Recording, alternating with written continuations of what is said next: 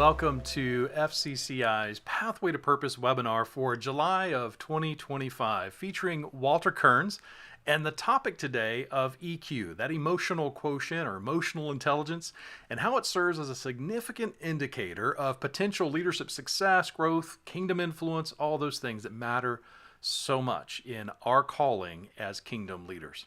Well, before we dig into the meat of our webinar today with Walter, which I'm really looking forward to, it's going to be fantastic today, a couple of quick housekeeping items and opportunities from the FCCI team. We'd love for you to introduce yourself. If you would, please do that in the chat that's available to you there, whether you're on YouTube or LinkedIn. If you just let us know where you're coming from, where you located today, and the business that God has called you into, this business that you steward for His purpose and for His glory. Well, the year is flying by, isn't it? It's hard to believe that we are more than halfway through this year, and if you've not yet registered for an invitation to this year's conference in Sarasota, Florida, we definitely want to make sure that you're a part of this gathering. So that is at the Ritz-Carlton Sarasota. It's September 22nd through the 24th. That's a Monday through a Friday. It's only a couple of months from now. It's just crazy to think that we're getting that close to this year's conference. Very excited about the incredible training that we're going to have from Daniel Harkavy, Worship with 10th Avenue North, and just a great time to rest, to unwind, to be renewed in our leadership in that journey with other Christian business owners from around the world. So don't miss this amazing multi-day experience with the FCCI family. We'd love for you to be aware is also about a new initiative with FCCI. Currently, it's focused on men, but it's a leadership initiative called Banded. We're thrilled to be spinning up Banded activity in cities all around the country, and we'd love to get you plugged in to those monthly groups, the regular trips, the excursions that are planned with Banded. But maybe you also know someone who could, either yourself or someone else who might step into a leadership role as a Banded guide and serve the growth and development of entrepreneurs and business owners in your area through Banded. So if you would head over to joinbanded.com, and then here at the navigation in the top of that website, you can just click on the Join Banded navigation tab there and fill out that contact form. And some of the folks on our leadership team will be in touch with you and get you more information. We'd love for you to be aware of what's happening through Banded in cities in your area. Well, our next webinar, we're super excited about having Brett Johnson come and join us in August. That'll be August 19. He's the founder of the Institute for Innovation, Integration, and Impact. Brett is a highly regarded kingdom economics thought leader. He's actually at the CEF conference, the Christian Economics Forum conference in Amsterdam right now, teaching and training there. He's the author of numerous books that I have thoroughly enjoyed, including Biz Discipleship, Recovering the Lost Purpose of Business, which is our August webinar topic. We'll have a registration link for that webinar in our resources email that'll come out to you immediately following today's webinar. So on to that. Yes, very excited to have Walter Kearns joining us today. Walter is the VP of Sales at FireSeeds. That's a Birmingham-based recruiting firm dedicated to helping businesses multiply their leaders and enhance their organizational culture. They have a passion for connecting values-driven companies with high-caliber talent. Walter specializes in developing go-to-market strategies that enable those business owners to hire leaders who align with their mission and culture. His expertise, well, it spans Christian businesses, construction, manufacturing, and the nonprofit sector. He's been working with FCCI. Our team has benefited from the folks there at FireSeeds, and they definitely, through our experience, we know it, others know it, they have a proven track record of successful placements in key leadership roles. So Walter lives in Birmingham, Alabama, with his wife and 3 children. He's committed to serving organizations that seek to make a positive impact through strong leadership and intentional culture building. And that's what we're talking about today, that process of building culture. And so, Walter, it's great to have you. Thanks for being here, taking time to be a part of our webinar series. Thanks for joining us. Yeah, thanks, Ken. I really appreciate it. Very happy to be here. Love what FCCI is doing, and had a lot of fun at the last conference. Can't wait to see you in Sarasota. No doubt. It's going to be a whole lot of fun. I love it. And Walter's actually been doing some teaching and training at FCCI events around the country over the past couple of years now, in addition to the conference. And so, really a tremendous partnership. We're thankful, very thankful for the opportunity to kind of be on this journey together and be encouraging business owners and leaders in what God's called them to do and equip and encourage them. You've got some incredible tools and resources. I'm sure you'll talk about some of those on your website. So I'll save that for now. But before we jumped on here today, I was chatting with Walter and we were sharing some stories of the summer experiences and travel. And I know, Walter, you were sharing about a fun time of traveling to Michigan recently and the realities of being a dad and being family and the crazy things that can happen, which I have a similar story, but I'll let you share yours first. Well, I think it's an apt story, Ken, because we are talking about emotional intelligence and how There you we're go. responding There you when go, there's a right? true event that happens, whether it's at home or in the workplace. And we were on a 14-hour drive up to northern Michigan. We do this every summer to go see my in-laws, and we really enjoy this time together. And an hour into that drive, my son, he throws up. No, And it's so hard. there's throw up and then there's throw up, and Yeah. this was the latter. And so we said, okay, we can do this. We went to urgent care, got him checked out. Looked like he was okay. We kept going, but we just lost so much time that we had to stop at a hotel. Stopped at the hotel. There's no running water. They forgot to tell us that was happening. So we go up there, have a great week, and then on the way back, my son throws up at almost the exact same exit Oh, on the way back. wow. And so how I responded might come up in the webinar today because I could have Did used you handle it emotional well? intelligence. We'll save that. Maybe don't ask my wife how I did on that one. Uh, we're always learning and growing in those experiences that remind us we've all got a long way to go in this area of understanding who are we and how do we function well in the midst of the realities, the moment by moment of life that can sometimes throw some incredible curveballs. And how do we handle that? And definitely defines, as you said, success as a leader in those moments. So thankful for the opportunity to hear from you today, Walter, in this content. I'll turn it over to you and let you take it from here. And folks, if you would, please do in the chat as we're going along. Any thoughts that you have, ideas that you would like to discuss with Walter, questions that you have, post those in the chat, and we'll look forward to pulling those up at the end and interacting on those as well. So, Walter, I'll turn it over to you. Thanks so much. All right. Well, let's get going here today. Ken, are we sharing screen there already? Can they see the PowerPoint? Not yet. If you want to go ahead and pull that up, and I'll pop it in there. Pull that up here for you. All There we right. go. Yep, you're good. Today we are talking about EQ, the emotional quotient, and really what we have said here at FireSeeds is this is the biggest indicator of your future success.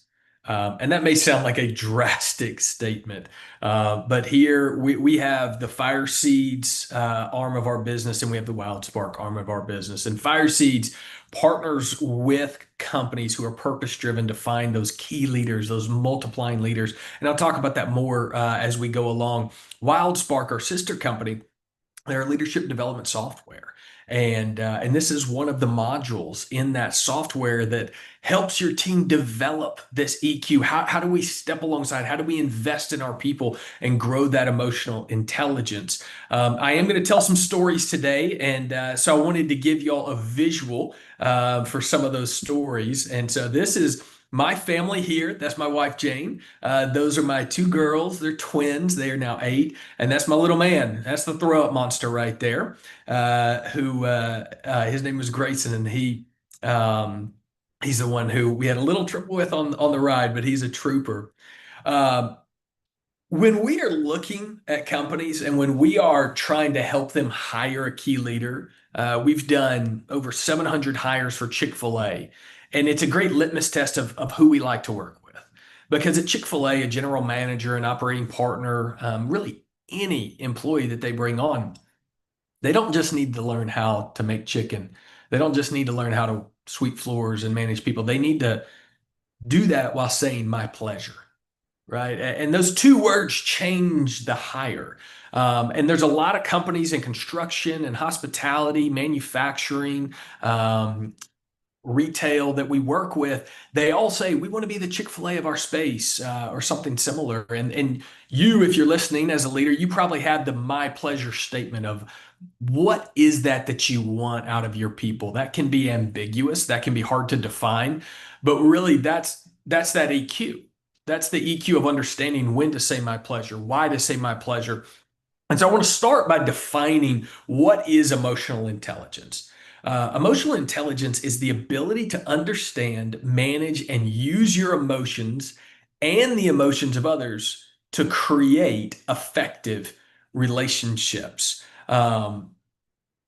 This is where it gets a little hard because you're using your emotions and the emotions of others. It's really easy to use your emotions. When Grayson was throwing up in the car, I had a lot of emotions. I also needed to look at the emotions of my family and what was going on so that we can have that effective relationship so that I can respond well. Before we get into the framework of emotional intelligence and how you can grow in that and how you can use that as a leader, I really just want to kind of address the big question of what's at stake here. Um, when we look at these stats, they're staggering, because 90% of top performers in a Harvard Business Review, 90% of top performers have high EQ. 34% of businesses who invest in emotional intelligence for their companies increase their profit margins, and 20% increase in revenue growth. 31% of companies who invest in EQ see increased team productivity. 31%. So if you got nothing else out of this webinar, to say you could grow your revenue 20%, 34% profit margin, and 31% productivity just by investing in the emotional intelligence of your people.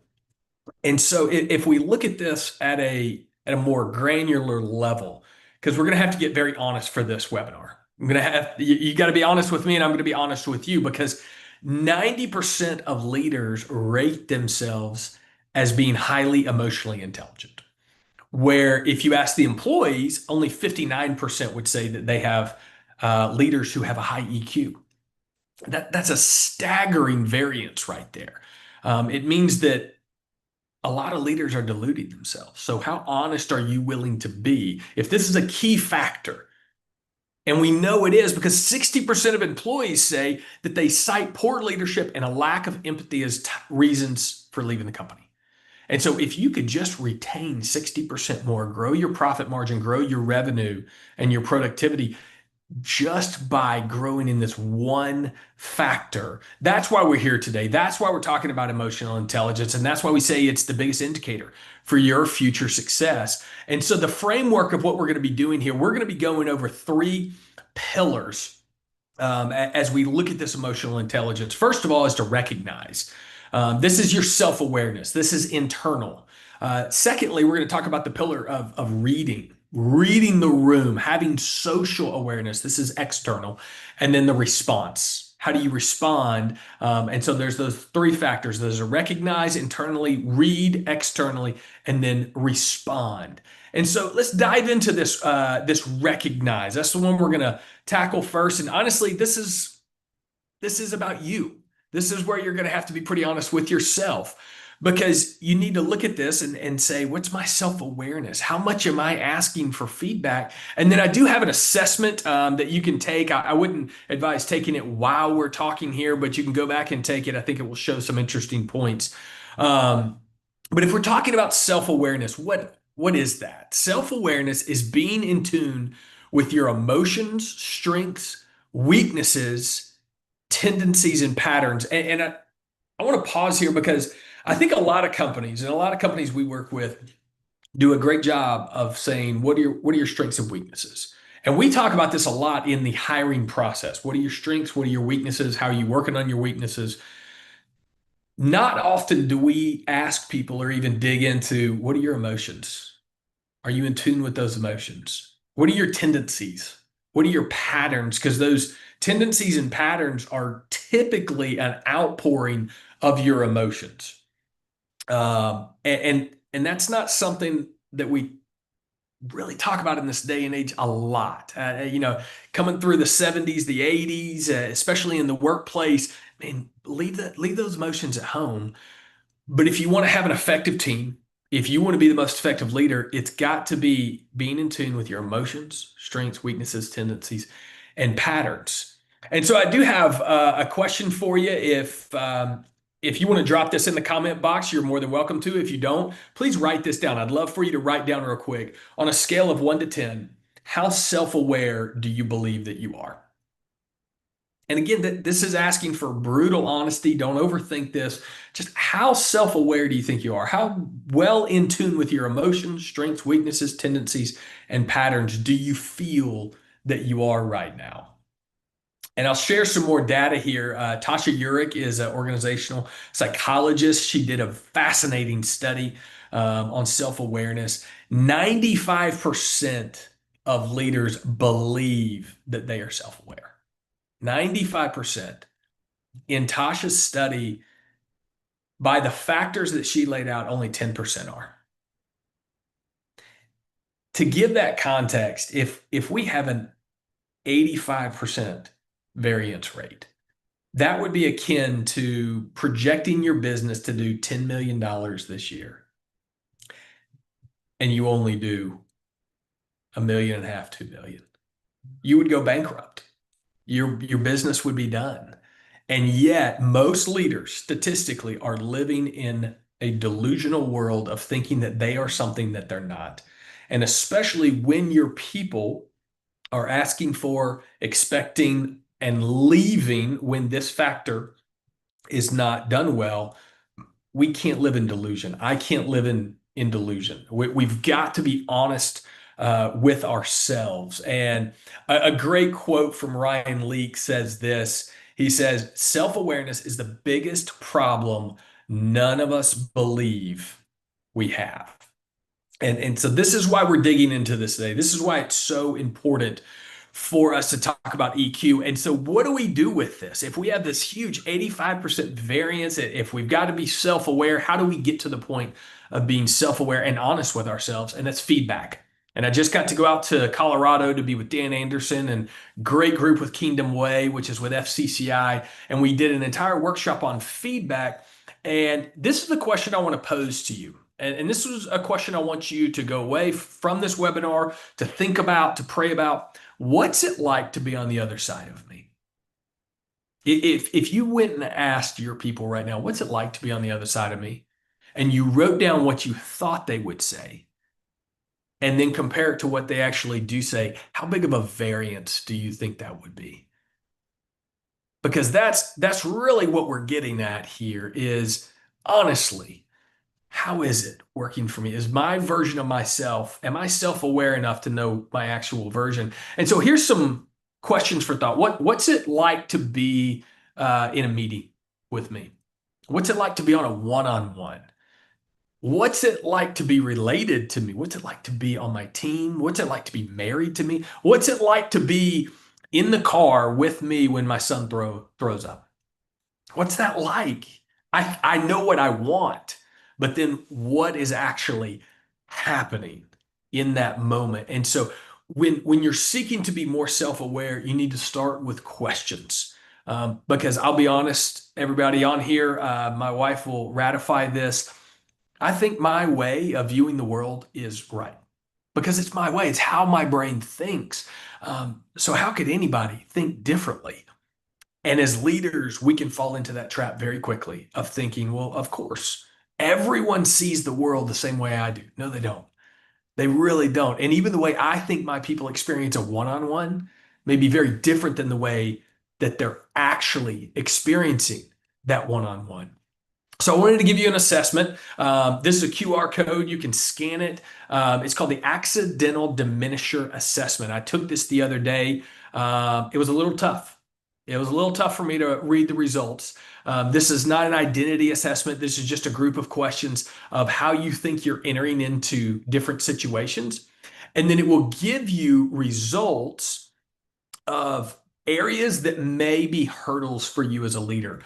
So a couple of these, I won't go into all of them, but I'm an optimist. I'm also a rapid responder, and I like to protect people. And so my optimism, which I think is galvanizing my team, which is coming alongside and encouraging them, it can actually diminish someone who's having a bad day because they can say, well, I'm just having a bad day. I just need you to meet me where I'm at. Well, that's not me having great self-awareness or even high EQ of their emotions because I'm trying to be so optimistic. I can swoop in and protect people by being a rapid responder because I think, oh, well, let's just get stuff done. Well, I'm holding them back from being able to learn something. But I have to know that about myself. So internally, to be self-aware, I have to know these things before I can turn externally to understand what they're thinking. So the first step in increasing your EQ is just to recognize who you are, recognize your emotions, recognize how you're seeing things. And the next is to read. Probably the phrase here would be read the room. Do you have social awareness? Do you have emotional literacy? And self-awareness, we would define that as being in tune with how others are experiencing the world around you. So we talked about experiencing our own emotions, our strengths, our weaknesses, our tendencies and patterns. Social awareness is being in tune externally with those around you as well. And there's a great quote by Fred Rogers. He says this. He says, "There isn't anyone you couldn't learn to love once you've learned their story." And I think this is really, really important because in order to experience others around us and understand how they're experiencing us and experiencing the world, we need to know their story. We need to be a student of people. We can't just assume they think about things the way that we think about them, the way I think about them, even though I think the way I think about it is best. And obviously, everybody else should do that. That's a trap that a lot of leaders fall into, and a trap I fall into often. And so here's some questions. If you want to be a student of people and learn others well, you can start with kind of this progression of questions. What's your story? Just learn about who they are. What shaped you into who you are today? So even hearing their story, they're still going to have a perspective on what about their story shaped them. What motivates you? What motivates me and what motivates my team? Some of those are the same. Some of them are very different. And then the last question would be, what are your goals and dreams for the future? In the workshop I did with Dan Anderson out in Colorado, we said, hey, for great feedback, you have to know personal and professional goals. Um, you need to know people's dreams because my dreams are not everybody else's dreams, but I have to understand that those are mine and that other people have theirs in order to be able to engage with them well and understand them. But in order to do this, there's a key component that this takes, and that's humility. C.S. Lewis said this: humility is not thinking less of yourself, it's thinking of yourself less. And so there's this moment as a leader where we have to sit down and go, man, what if I don't know all the answers? What if my way is not quite best? And have the humility to understand other people are going to engage with that differently.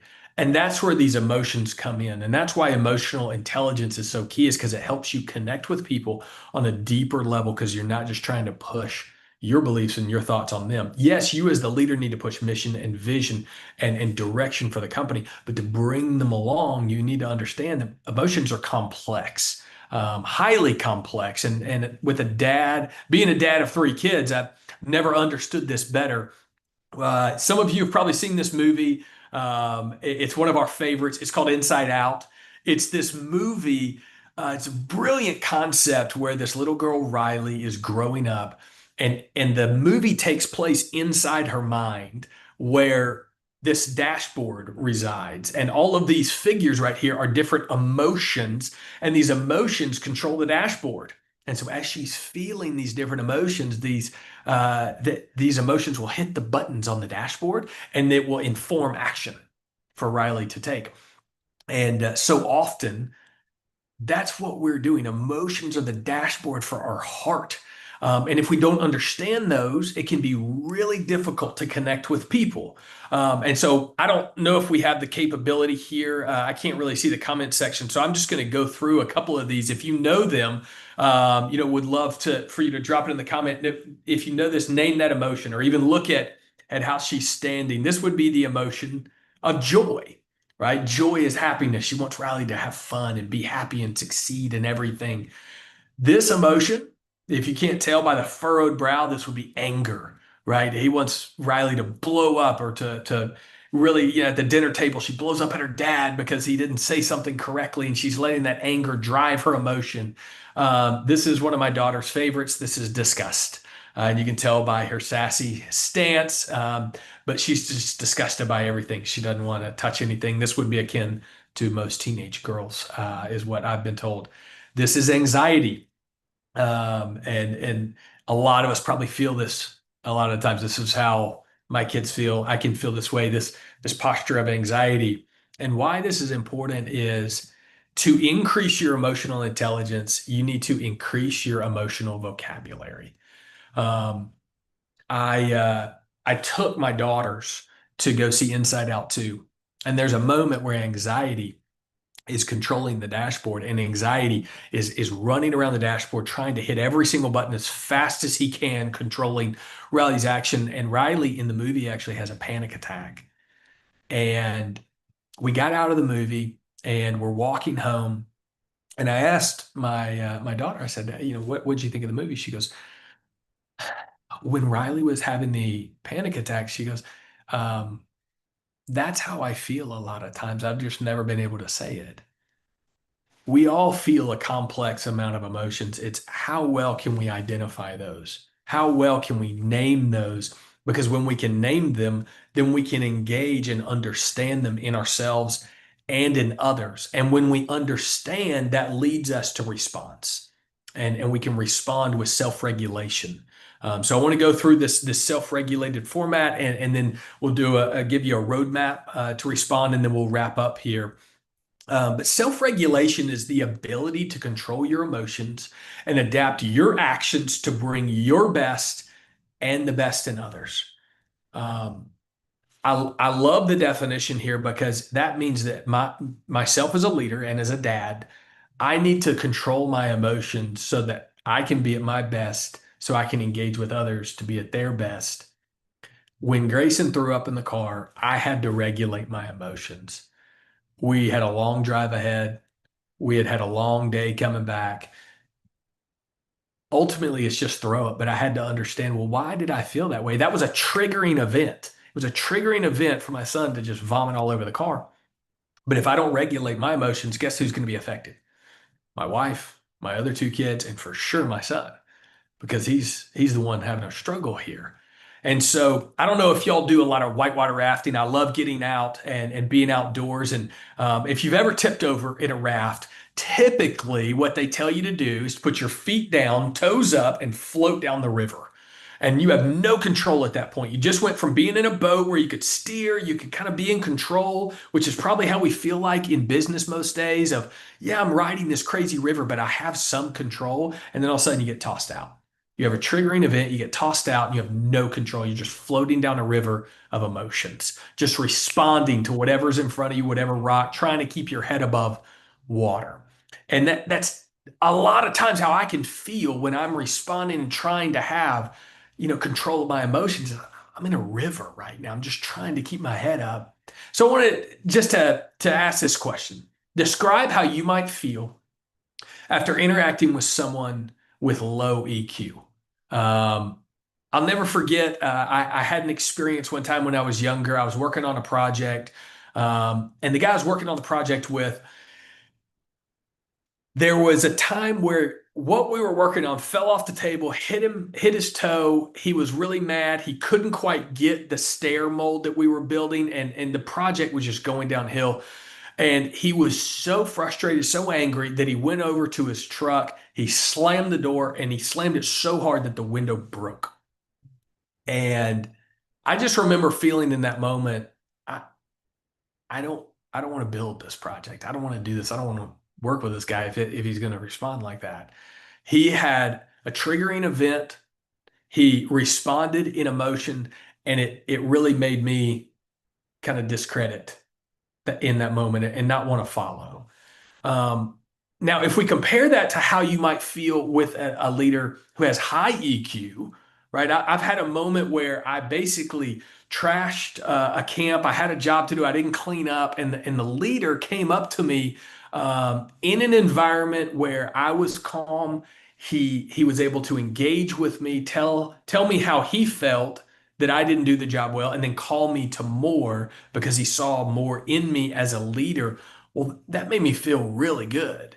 And so if we take those two examples and go to this roadmap, we all have these triggering events that happen. And you can probably give great examples of what a triggering event is to you, whether it's your son throwing up, whether it's a project being busted, or whether it's somebody wronging you or doing something that you feel wronged you. But think about that triggering event. Now, think about the emotions that you feel, right? The emotions I was feeling coming down the road when my son threw up were I'm tired, I'm irritated, I'm frustrated. Now, when you're in that event, when you feel those emotions, you have two choices. You can either react emotionally, like the first story of the guy who slammed the car door, broke the glass. That's an emotional reaction.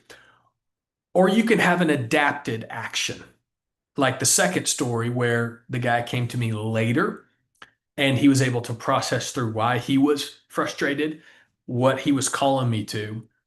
And so if you ever find yourself at these crossroads of emotional reaction and adapted reaction, I want you to snap.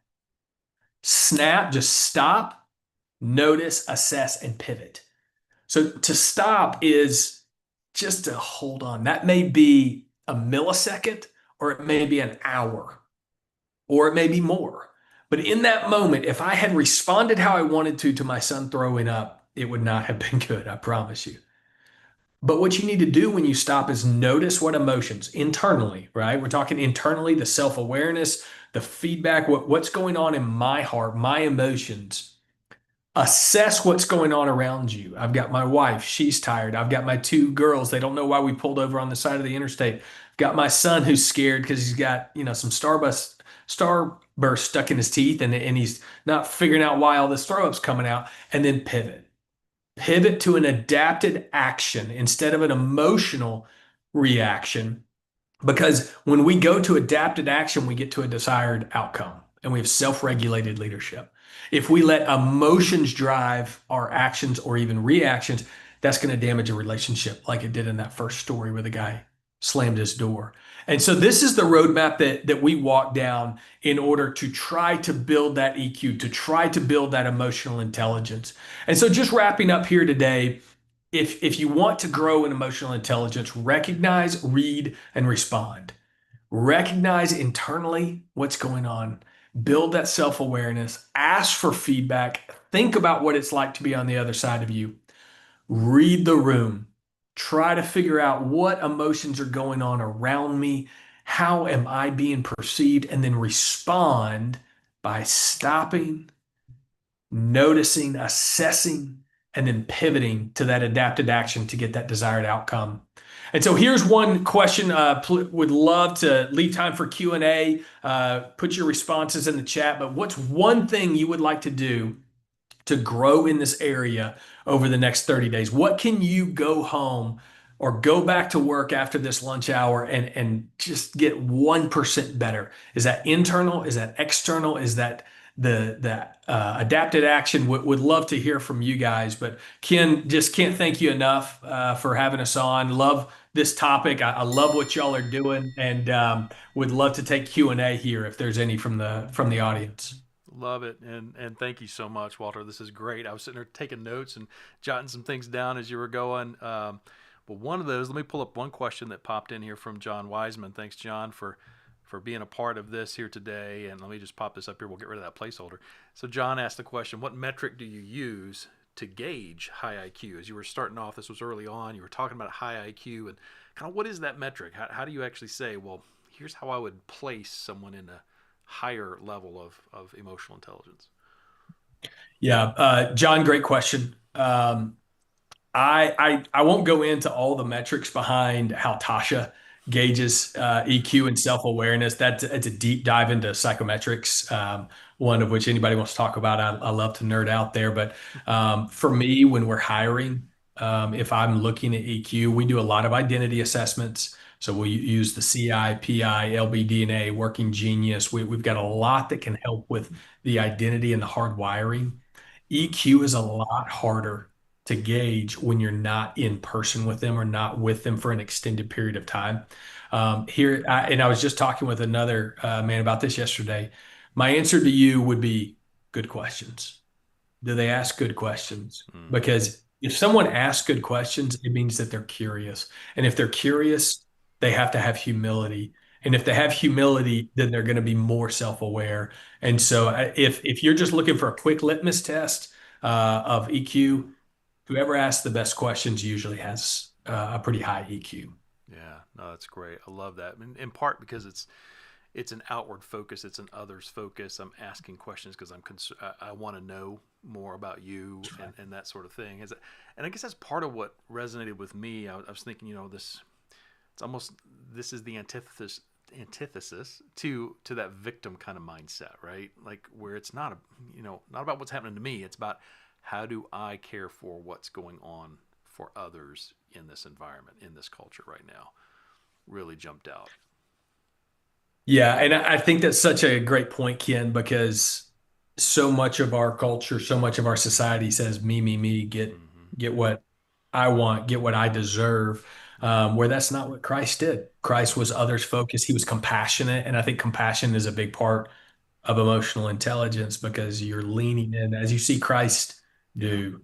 He Right. leans into those who are in need, and that's what I believe we as leaders are called to do. Yeah. Yeah, absolutely. And John asked a follow up question there about what factors do you see that can disrupt that snap process, the stop, notice, assess, and pivot? What can kind of get in there and throw a wrench in that process? What cannot Yeah, not throw a right. wrench That's in kind of what I was thinking that? too. I mean, there's so many factors. I'll give my personal ones. First and foremost, I'm not abiding in Christ. I know that I don't want that to sound like a cop out, but if I haven't I get it. spent time in prayer, in quiet time, my first response is not to stop, assess, and notice and pivot, because I'm not abiding. So I think that's a big part. Yeah. I'd also say accountability. So if I'm thinking about the workplace and say we're trying to implement Snap after a triggering event here at work, if my team doesn't know that Snap acronym and they don't know what my Mm, emotional bent is and they don't know what triggers me, if I haven't been honest with them, well, it's really easy for me to respond the way I want to and not with the action. I would be emotionally reacting.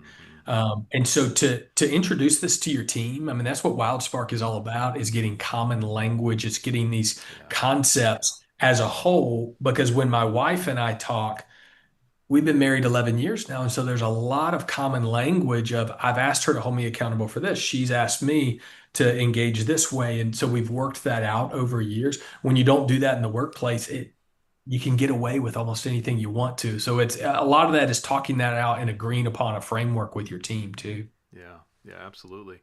Got another question that came in here, Walter. Let me just pop this up here from South Africa. Ladiwi, great to have you with us. How can the feeling wheel help us uncover emotions we've learned to suppress or avoid? Great question. And what does that mean for our healing or our leadership journey? Yeah.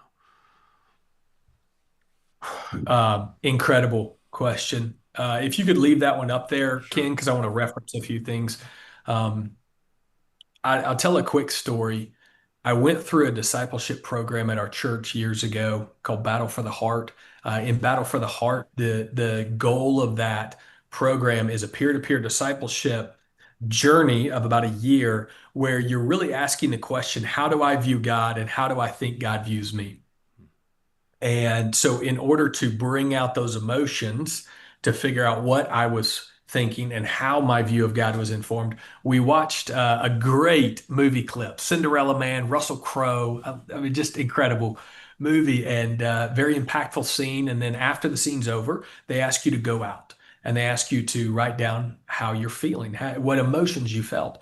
And if you're familiar with the Enneagram, I'm an Enneagram 2. So in most rooms, I can go around the room and tell you exactly how you're feeling and what emotions you're experiencing. And I sat there after that movie clip for almost half an hour without being able to say how I felt, what emotions I was feeling. And so, um, to this question, great question from South Africa. I sat there and I looked through the feeling wheel and I just started marking some of those feelings, and it surprised me what feelings I resonated with.